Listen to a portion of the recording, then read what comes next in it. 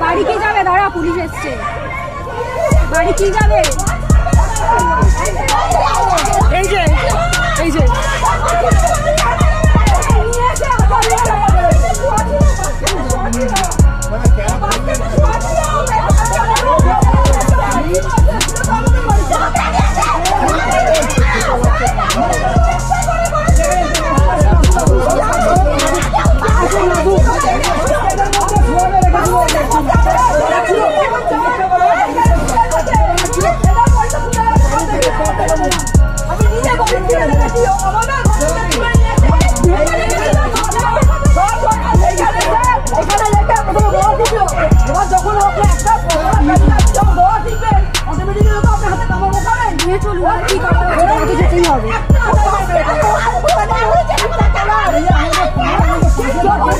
ও তো তাহলে মানুষকেও মেরে দেবে।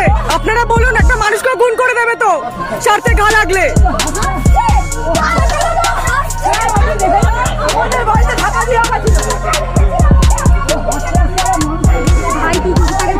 মানুষকেও খুন করে দিতে পারে। ভাই কুকুরটাকে নিয়ে যায়।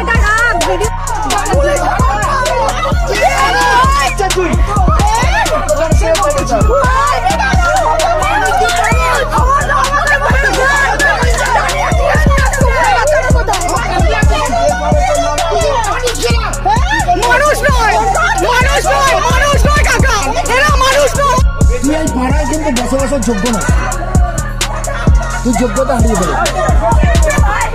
তুই একটা পাড়ায় বসবাসের যোগ্য। Welcome friends, welcome to Watchdog Avengers. আর আমি আপনাদের হোস্ট সুবর্ণ।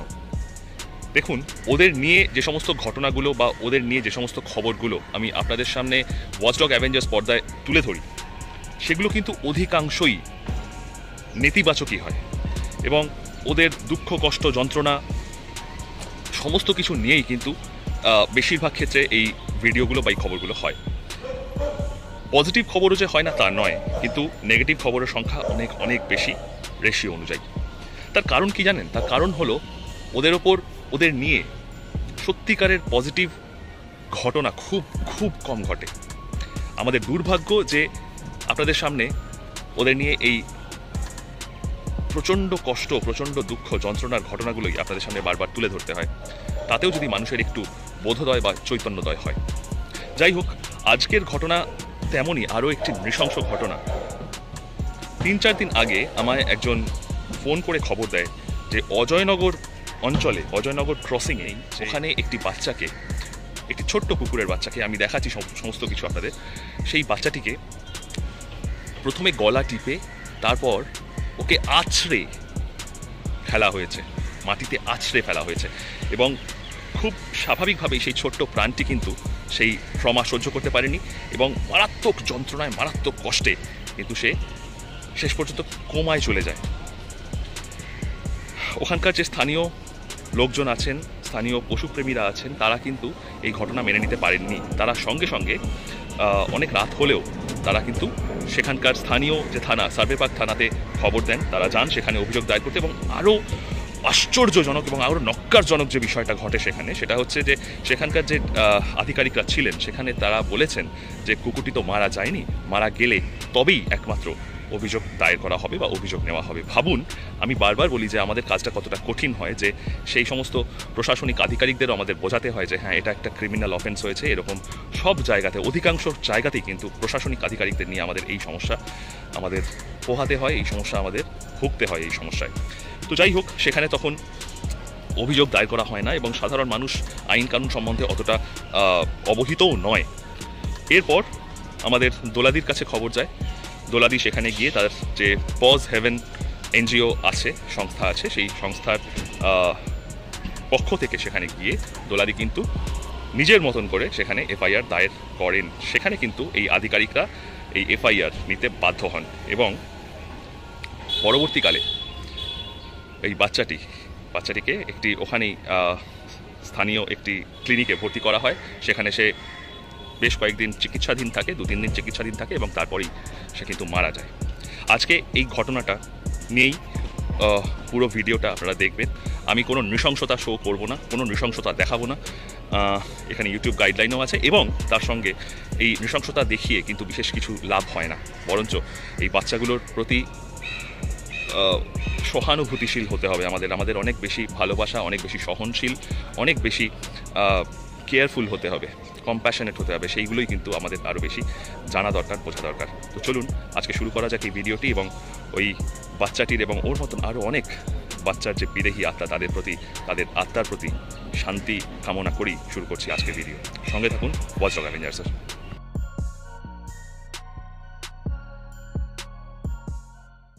হ্যাঁ দিদি, এই অজয়নগরের ঘটনাটা কি ঘটেছে একটু বলো তো। আচ্ছা, অজয়নগরের ঘটনাটা অ্যাকচুয়ালি ঘটেছিল 1 তারিখ রাত 12টা 10। আমার এই কেসটায় একটা জিনিস যেটা ভীষণ ভালো লেগেছে, লোকাল লোকরা ভীষণভাবে প্রতিবাদ করেছে ছেলেটাকে, সেটা আমরা ভিডিও দেখেছি। ও একটা 2-3 মাসে পাপ্পিকে তুলে আছাড় মেরেছে, আর যখন ও আছাড়টা মেরেছে হয়তো মাথাটাই ফার্স্ট লেগেছে, তার জন্য ওর ব্রেনের ভেতরে বিভৎসভাবে ব্লাডের ক্লটিং ছিল এবং প্রচণ্ডভাবে ইন্টারনাল হ্যামারেজ। তা সেই মুহূর্তে ওরা সাথে সাথে যেমনভাবে ওকে হসপিটালে ভর্তি করেছে, ঠিক পাশাপাশি ওরা থানাতেও একটা কমপ্লেন করে রেখেছিল। সেটা প্লেন অ্যাপ্লিকেশান করা হয়েছিল। ও আন্ডার ট্রিটমেন্ট, কোমায় ছিল, ঘাড় পুরো ভেঙে গেছিলো। হ্যাঁ, বোঝা যাচ্ছিলো পরিস্থিতিটা দেখে যে ও হয়তো সার্ভাইভ করবে না। তা ইন দ্য মিন টাইম 5 তারিখ আমার যাওয়ার কথাই ছিল আগের থেকে। তখনও পর্যন্ত কোনো এফআইআর হয়নি। জানি না একটা কোনো কারণে ভুল বোঝাবুঝি ছিল যে না মারা গেলে নাকি এফআইআর হয় না। আমি আমার এই ভিডিওতে আমি এই মেসেজটাও সবাইকে দিতে চাই, না, বিএনএস 325 মারা না গেলেও হয়।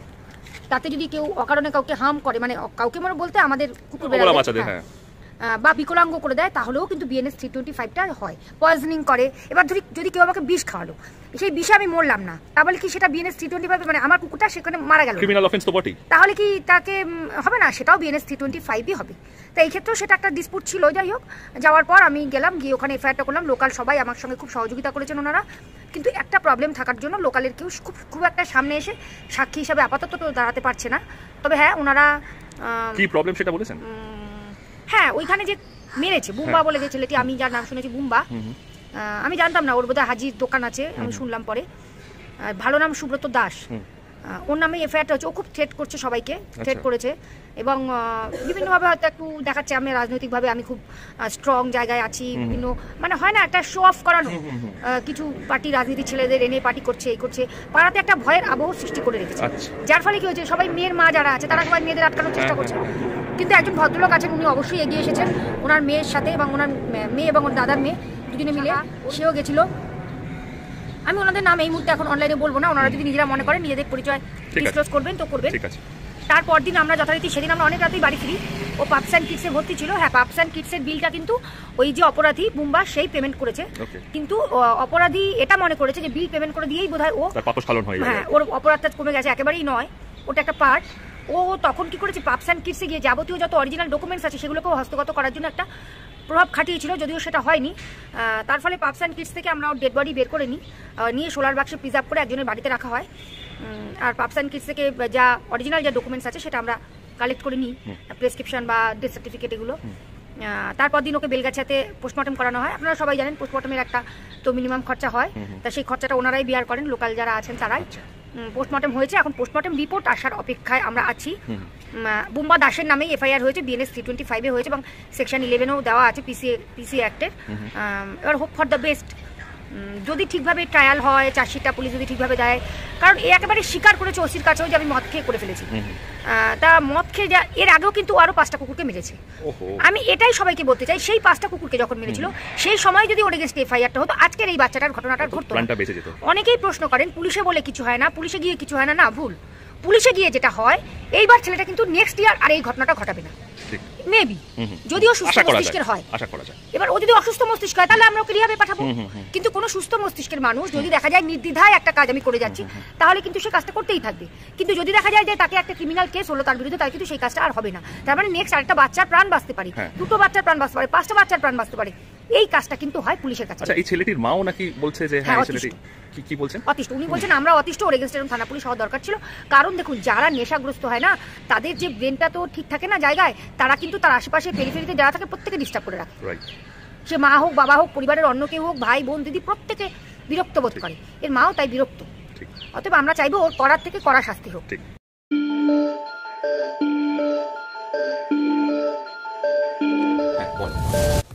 সকালবেলা আমাদের বাড়িতে একটা মানে বাড়িতে না পাড়াতে একটা কুকুরকে ছেড়ে দেয়। সকালবেলা বলতে ওই 10টা নাগাদ।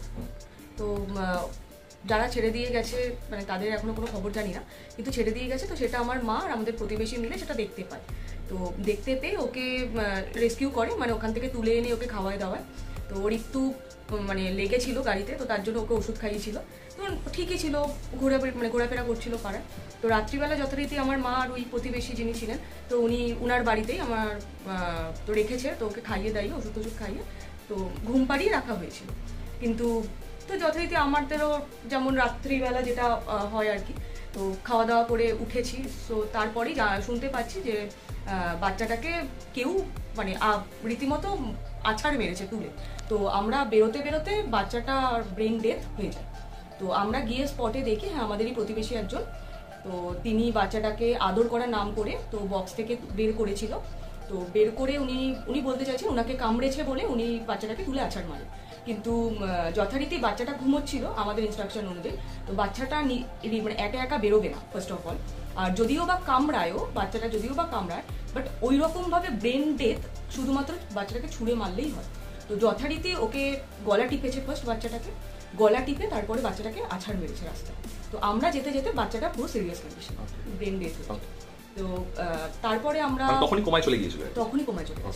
তো আমরা জল টল দিয়ে অনেক চেষ্টা করলাম ওই মুহূর্তে, তো কিছু হলো না। তারপরে আমরা ইনস্ট্যান্ট আমাদের পাশে একটি হসপিটাল আছে পুকুরে, তো ওখানে নিয়ে যাই। তো ওখানে নিয়ে যাওয়ার সাথে সাথে ওর ট্রিটমেন্ট চালু হয়ে যায় ইমার্জেন্সিতে। আর মিথ্যে কথা বলবো না, হসপিটাল উনি অনেক চেষ্টা করেছে, আমাদের সামনেই ওকে অক্সিজেন, স্যালাইন, মানে যত রকম। ওর সবচেয়ে বড় কথা, ওর ডাক্তার যেটা বলছে, ওর ব্রেন ডেথ আমাকে পরে বলেছে, ওর যেটা হয়েছে ওর গা থেকে রক্ত সব বলছে মানে শূন্য হয়ে গেছে। আর ওর মাথার নার্ভ কিছু ড্যামেজ হয়ে গেছে ওই মুহূর্তে, ডাক্তার যেটা বুঝতে পেরেছে।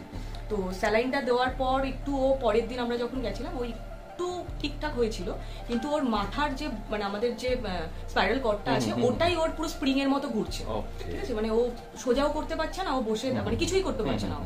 বাট ওর মাথার, তারপরে আমরা ডাক্তারের সাথে কথা বলি, তো doctor X-ray report, blood test এগুলো করে যেটা ধরা পড়লো অ্যাট লাস্ট যে ওর ওই পেছনে ড্যামেজ হয়ে গেছে ওর কিছু ভেন, আর ওর কোমা, পেশেন্ট এখন কোমা আর ব্রেন ডেথ। তো তাও ডাক্তার আমাদের ভরসা দিয়েছিল যে আমরা ট্রাই করছি ওকে বাঁচানো। তো আমরা তাও আশা রেখেছিলাম যে ও বেঁচে যাবে। তো ও বেঁচে গেলে তো কোনো প্রবলেম হতো না, তো বেঁচে যাবে আমরাও ভেবেছিলাম। তো অ্যাট লাস্ট অনেক ট্রাই করার পর তো বাচ্চাটা বাঁচলো।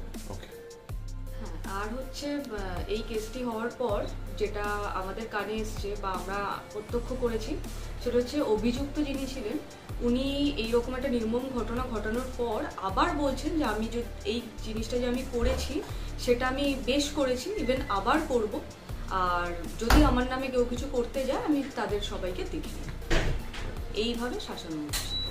ঠিক আছে, এই যে ঝালে ঝোলে দেখছেন, এই ঝালে ঝোলে দোকানটা কিন্তু এই অভিযুক্ত ব্যক্তি তিনি। এখান থেকে আমি দেখাচ্ছি, এটা অজয়নগর মোড়।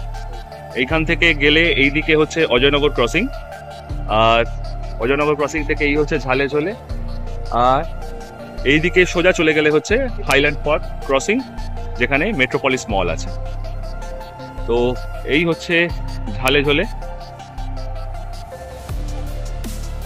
এবার এই দোকান থেকে আপনারা যারা পশুপ্রেমী আছেন এবং এই ঘটনার যারা দেখছেন, এই ঘটনার যারা সম্বন্ধে জানছেন, তারা এখান থেকে আর কখনো খাবার কিনবেন কি কিনবেন না, এটা কিন্তু আপনারা নিজেরা ডিসাইড করবেন।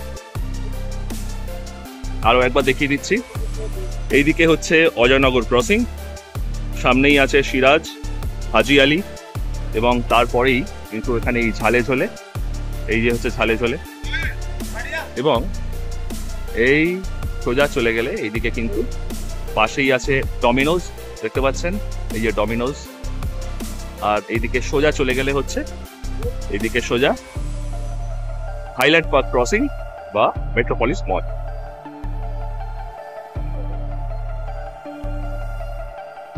এই রেস্তোরাঁর মালিকই কিন্তু এই ঘটনাটি ঘটিয়েছেন বলে অভিযোগ। তাহলে আপনারা দেখতে পাচ্ছেন যে কি ভয়ঙ্কর এবং নৃশংস ঘটনা প্রতিনিয়ত কিন্তু ঘটে চলেছে আমাদের এই শহরে। সে আপনি কিছুদিন আগের নরেন্দ্রপুর থানার অঞ্চলে কালীতলা বাজারের ঘটনা ধরুন, অথবা এই সাম্প্রতিক একদম তাজা অজয়নগর বা সার্ভে পার্ক থানার অঞ্চলের এই ঘটনা। সমস্যাটা কিন্তু অনেক গভীরে, আর এই সমস্যা নির্মূলে ইমিডিয়েট অ্যাকশন না নিলে বা আমাদের নড়ে চড়ে না বসলে বা প্রশাসনকে সঠিকভাবে না জাগিয়ে তুলতে পারলে এই ঘটনা কিন্তু চলতেই থাকবে, আর আমাদের মতন মানুষদের হৃদয়ের রক্তক্ষরণ কিন্তু আর বন্ধ হওয়ার নাম নেবে না। যাই হোক, এই ঘটনা সম্পর্কে দু একটি কথা যেটা বলাটা খুব খুব জরুরি বলে মনে করছি, সেই কথাগুলো এখন বলে রাখি। 1 নম্বর, এই যে ঘটনাটা ঘটেছে এবং এই যে অভিযুক্ত ব্যক্তি, আপনারা সবাই শুনলেন যে নাম প্রকাশে অনিচ্ছুক ওই সাক্ষী বা প্রত্যক্ষদর্শী শেষে যা বললেন যে ওই অভিযুক্ত ব্যক্তি নাকি আবারও এরকম কাজ করবেন বলে হুমকি দিয়ে রেখেছেন, এবং আরো নানান রকম হুমকি কিন্তু পাড়াতে ইতিমধ্যেই শুরু হয়েছে। মানে কতটা ভয়ডরহীন এবং বিবেকহীন মানুষ হলে এইরকম কথাবার্তা, এইরকম কাজের পর এইরকম বুক ঠুকে কথাবার্তা বলা যায়। এবং আমরা সবাই জানি রাজনৈতিক শক্তি পেছনে না থাকলে কিন্তু এভাবে চলা যায় না, এভাবে বলা যায় না। যেখানে পাড়ার লোকজন, প্রতিবেশী, এমনকি নিজের মা পর্যন্ত সেই অভিযুক্ত ছেলের কাজকর্মে অতিষ্ঠ, এবং তিনিও বুঝছেন, তারাও বুঝছেন যে কতটা অন্যায়, কত বড় একটা অন্যায় কাজ সে করেছে, এবং তার আগেও এই একই রকম কাজ করেছে। এবং খুব স্বাভাবিকভাবেই দোলাদিও বললেন যে এই সমস্ত মানুষ নিজেদের পাড়া প্রতিবেশী তো অনেক দূর কি বাত, নিজেদের বাড়ির লোকেদেরও কথা কিন্তু চিন্তা করে না। আর তারই অবশ্যম্ভাবী ফল হিসেবে কিন্তু এই সমস্ত ঘটনার সম্মুখীন আমাদের হতে হয়। আর এই অবলাগুলো হচ্ছে সব থেকে সফট টার্গেট, তাদেরই এদের শিকার হতে হয় সবার আগে। এবং এরই সাথে আরো একটা খুব খুব খুব ইম্পর্টেন্ট জিনিস যেটা আমি আপনাদের বলে রাখবো, যে আপনাদের মনে হয়তো প্রশ্ন উঠতেই পারে যে প্রত্যক্ষদর্শী নাম প্রকাশে অনিচ্ছুক, তিনি আমাদের সঙ্গে কথা বললেন কেন, তিনি নাম প্রকাশে অনিচ্ছুক এবং নিজের পরিচয় বা গোপন রাখলেন কেন? তার কারণ কিন্তু হচ্ছে ওই একই সেই দুর্বৃত্ত অভিযুক্ত। পাড়াতে তাদের এতটাই প্রভাব, প্রতিপত্তি এবং দোর্দণ্ড প্রতাপ একটা ভাবমূর্তি, তার ভয়ে কিন্তু সবাই সামনে আসতে চাইছেন না। কত বড় একটা কনসার্নের ব্যাপার ভাবুন, যে এরকম একটা কাজ করেছে বা কাজের সঙ্গে যুক্ত, এবং সে নিজেও ওসির কাছে স্বীকার করেছে। তার কোথায় একদম ক্ষমাপ্রার্থী সুলভ একটা আচরণ হওয়ার কথা, তার কোথায় লজ্জায় মাথা নত করে থাকার কথা, তা তো নয়। উল্টে সে আরো সারা পাড়াতে ধমকে বেড়াচ্ছে, হুমকি দিয়ে বেড়াচ্ছে যে এই হলে কিন্তু ওই করে দেবো, ওই হলে কিন্তু সেই করে দেবো। এবং সেই কারণেই কিন্তু সাধারণ মানুষ যা হয়, ভয় পেয়েই তারা তাদের পরিচয় কিন্তু প্রকাশ করছে না, কিন্তু তারা প্রতিবাদ করতে ছাড়েননি প্রথমেই। কিন্তু অনেক কিছু থাকে, সামাজিক বাধ্যবাধকতা এবং ভয় তো মানুষের মধ্যে কাজ করেই, সবাই তো আর একরকম হয় না। কিন্তু পিছিয়ে গেলে চলবে না, এই সমস্ত অন্যায়ের বিরুদ্ধে মাথা উঁচু করে বুক চিতিয়ে রুখে দাঁড়াতে হবে। তবেই কিন্তু এই ধরনের অন্যায় থামানো যাবে, এই ধরনের ক্রাইম থামানো যাবে, এই ধরনের অপরাধ থামানোর অন্তত একটা চেষ্টা করা যাবে। আর সঙ্গে অবশ্যই সৎভাবে কাজ করতে হবে এবং জেগে উঠতে হবে আমাদের প্রশাসনকেও। তবেই হয়তো কিছুটা প্রতিরোধ এই সমস্ত অন্যায় অপরাধের বিরুদ্ধে গড়ে তোলা যাবে। যাই হোক, আজকের ভিডিও এই পর্যন্তই। আপনারা জানাবেন আপনাদের গুরুত্বপূর্ণ মতামত আমাদের এই ভিডিওর কমেন্ট বক্সে। আর আগেও বলেছি, আমাদের সুপার থ্যাঙ্কস বাটন কিন্তু চালু হয়ে গিয়েছে। আমাদের কাজ এবং ভিডিও যদি আপনাদের ভালো লেগে থাকে তাহলে সুপার থ্যাঙ্কসের মাধ্যমে আমাদের আর্থিকভাবে সাহায্য পাঠাতে পারেন। এবং এই সুপার থ্যাঙ্কস বাটনটি কিন্তু পাবেন আমাদের এই ভিডিওর ঠিক নিচেই, যে সমস্ত লাইক শেয়ার যে ট্যাবসগুলো আছে তার একদম ডান দিকে একটি হার্ট চিহ্ন দেওয়া, তার মধ্যে একটি ডলার সাইন দেওয়া একটি বাটন আছে। সেই বাটনে ক্লিক করলেই কিন্তু আপনারা সুপার থ্যাঙ্কসের মাধ্যমে আমাদের আর্থিক সাহায্য পাঠাতে পারবেন। এবং একই সঙ্গে জানিয়ে রাখি যে আমাদের চ্যানেলের জয়েন বাটনও কিন্তু চালু হয়ে গিয়েছে বেশ কিছুদিন হলো। তো আপনারা যদি জয়েন বাটনে ক্লিক করে আমাদের চ্যানেলের, আমাদের এই পরিবারের পেইড সদস্য হয়ে যান, তাহলেও কিন্তু এই প্রতিটি টাকা, সুপার থ্যাঙ্কস এবং জয়েনের মাধ্যমে যে প্রতিটি টাকা আমাদের কাছে এসে পৌঁছবে, তার প্রত্যেকটি টাকা এই অবলা বাচ্চাগুলোর মঙ্গলার্থেই খরচ করা হবে। তাহলে আজকের ভিডিও এই পর্যন্তই রইল। খুব খুব খুব ভালো থাকবেন, আর অবশ্যই ভালো রাখার চেষ্টা করবেন আপনার আশেপাশের সমস্ত নামানুষ বাচ্চাদের। দেখা হচ্ছে সামনের ভিডিওতে।